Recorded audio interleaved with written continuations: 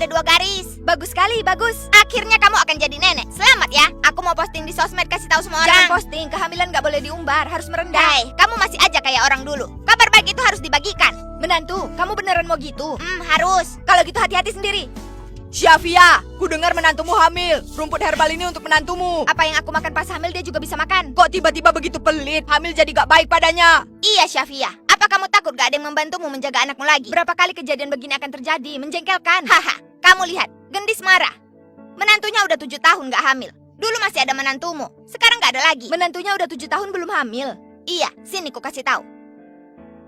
Tini, selamat ya. Kalau anak perempuan jodohin aja dengan putraku. Makasih, aku juga suka anak Kamu perempuan. beruntung banget bisa beneran hamil. Ini ku belikan es krim rasa kesukaanmu. Aku sekarang menjaga konsumsi gula. Beberapa hari ini jangan terlalu diperhatikan. Kamu cepat makan, nanti meleleh. Dan stiker mobil ini juga untukmu. Lagi hamil mengemudi di jalan harus perhatikan keselamatan. Cepat kamu tempel. Aku sakit perut. Aku mau numpang toilet rumahmu.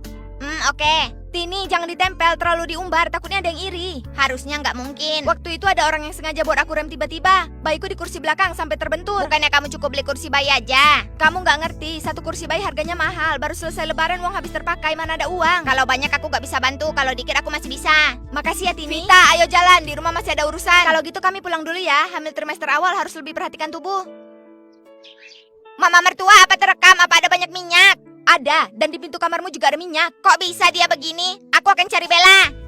Pergilah. Mama mertua. Bella, lihatlah, videonya udah kurekam. Alifah yang menumpahkan minyak. Kok dia yang membuatku terjatuh? Biasanya kami mengobrol, dia juga sering mengajakku ke bioskop. Aku juga gak nyangka kok bisa ada orang yang gak suka kehamilan orang lain. Alifah udah menikah 7 tahun, selalu berusaha keras gak juga punya anak. Gila ya, dia gak bisa hamil apa urusannya denganku? Kalian anak muda begitu ada hal apapun langsung diposting di sosmed. Bukan cuma harta yang gak boleh diumbar, kehamilan juga gak boleh ditunjukkan terlalu dini.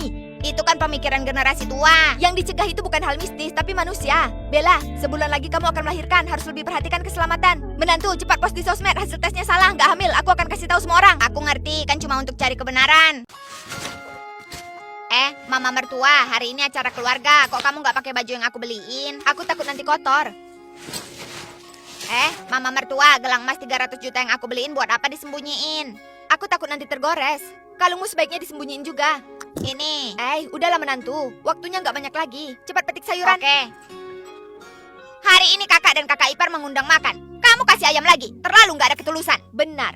Kakak ipar kedua memberikan suplemen mahal. Satunya aja puluhan juta. Kamu lihat. Peliharaan kami terjamin sehat. Orang lain mau makan pun nggak bisa. Wah, emas besarmu itu membuatku terpesona. Kamu tahun ini untung besar ya? Keluarga mereka mana ada barang asli. Pasti itu palsu. Oh, iya ini palsu. Tini beliin seharga 20.000 untuk meninggikan image. Kalian ini rela menderita demi image.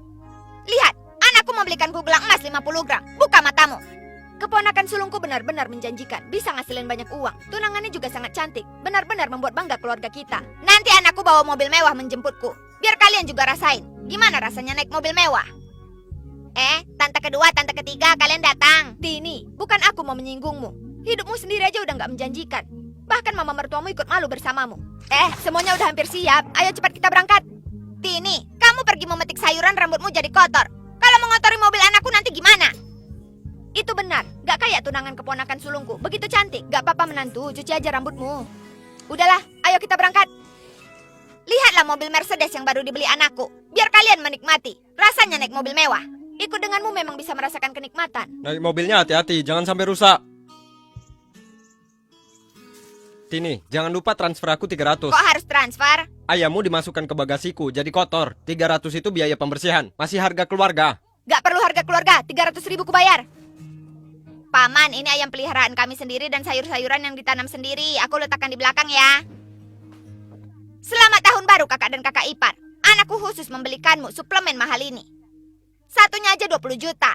Fransen memang menjanjikan. Sudah maju tapi tak melupakan kami kerabat miskin. Ayo, duduk-duduk. Benar, orang kaya memang berbeda. Kamu lihat keluarga Syafia, begitu sehat dan bersemangat. Tini, kamu makin kesini makin cantik. Berpakaian yang begitu cantik. Juga pakai parfum yang begitu enak. Aku gak pakai parfum, aku baru aja keramas dengan ini. Harumnya kayak parfum bermerek yang mahal. Banyak selebriti yang merekomendasikannya. Pantas saja rambutmu tebal dan berkilau. Bagus sekali. Aku tahu kamu akan suka. Shampoo ini lagi ada promo tahun baru. Aku udah ada banyak stok. Ini untuk tante. Itu bukan apa-apa. Gelatin kulit impor dari putraku. Khusus untuk kecantikan. Gelatin mana yang impor? Ini bukan apa-apa kok, masih banyak di rumah. Tante ketiga, angpau ini untukmu. Ma, paman, Iya. tante. Jadi orang harus kayak keponakan sulungku, menghormati orang tua, agar bisa hidup lebih baik. Gak kayak keluarga Syafia, makin buruk dari tahun ke tahun. Tiap kali beli barang palsu untuk menjaga image. Lihat kalung Tini, juga cuma berlapis emas. Kalungku Ini ini bukan berlapis emas, ini dilapisi pasir emas, lebih murah lagi. Kalau ada kesulitan katakan aja. Kami semua bisa membantu. Aku emang ada sedikit kesulitan. Keponakan sulung, sepupumu mau menikah, maharnya 600 juta, masih kurang 300. Apa bisa kalian bantu? Segitu sih harus nabung setahun. Tante, aku baru juga beli mobil. Gak ada uang lagi, tanya orang lain aja. Kamu cuma kasih buat tangan aja udah puluhan juta. Kalau nggak ada uang ini, sepupumu nggak bisa menikahi istrinya. Iya, Franzen, lagian 300 juta bagimu kan gak banyak. Kita satu keluarga. Aku rasa kamu itu memandang rendah kami. Bagus ya kalian satu keluarga pembohong. Menipu putriku ke sini. Siapa kalian? Ini lagi Imlek, bicara baik-baik. Besanku, kenapa kalian di sini? Penagih hutang menelpon mencariku. Menyewa mobil aja berani menyombong di sini. Kalau mobil itu sewaan, emas yang kamu pakai ini setidaknya asli kan? Asli apanya? Semua mahar pengantin ini berlapis emas pasir. Cepat pulang. Apa? Ternyata pembohong. Jadi ini harus gimana? Anakku lagi menunggu uangnya. Tante, kami aja yang pinjamin. Benarkah Tini? Yang penting putramu bisa menikah. Lagian Imlek gini jangan menghancurkan keharmonisan. Makasih banyak ya. Tapi harus buat surat hutang ya. Kami juga gak mudah ngasilin uang. Dihitung dengan bunga normal. Udah seharusnya begitu. Bagus kalau gitu. Duduk. Mama mertua, apa kamu marah aku minjamin uang? Enggak, gak mungkin kan kita lihat dia susah tapi gak bantu. Cuma kamu harus tahu, kekayaan jangan diungkap, diam-diam aja. Mama mertua, aku akhirnya tahu kenapa kamu begitu rendah diri. Baguslah kalau paham. Gak apa-apa ditertawain orang lain. Lebih baik daripada orang minjam uang tiap hari. Iya, hidup adalah milik sendiri. Kita cukup jalani hidup kita dengan baik. Ayo pulang.